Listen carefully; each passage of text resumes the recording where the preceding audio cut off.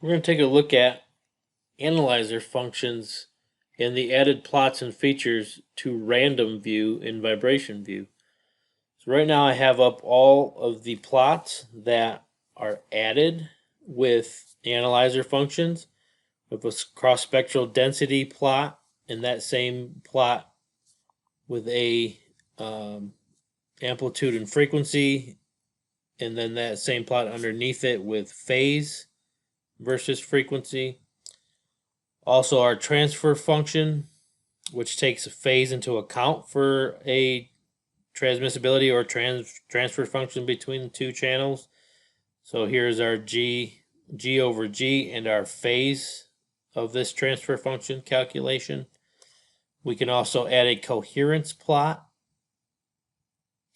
with the coherence value over frequency and also that coherence phase over frequency.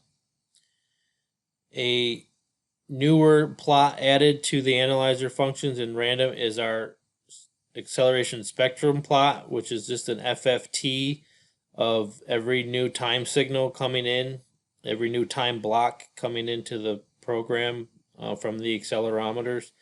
So here's a real-time spectrum.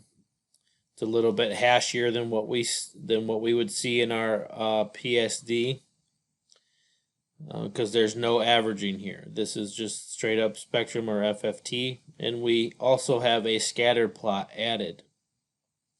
So when I edit my graph and I have analyzer functions, I have this group of graphs available to me, this spectrum graph and scatter plot graph.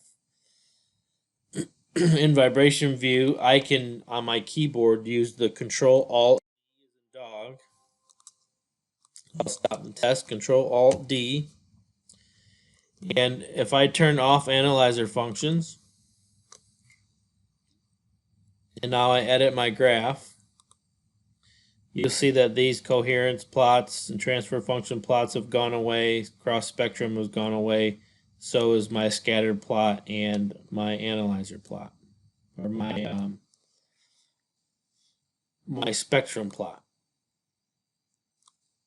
So choosing Control-Alt-D again, I can turn these back on.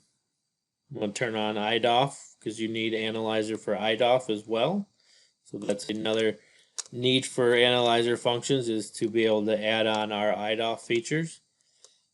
And also with our analyzer functions, under our edit test settings, you will have the pretest tab. This is an added tab that only comes with analyzer.